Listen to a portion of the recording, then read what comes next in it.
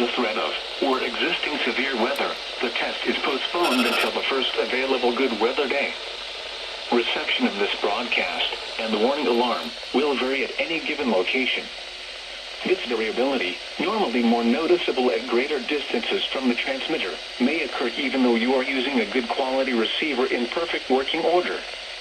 The warning alarm will be activated for warnings in selected watches affecting locations in portions of West Kentucky, Southeast Missouri, Southern Illinois, Southwest Indiana, and Northwest Tennessee. This concludes this test of NOAA Weather Radio's warning device.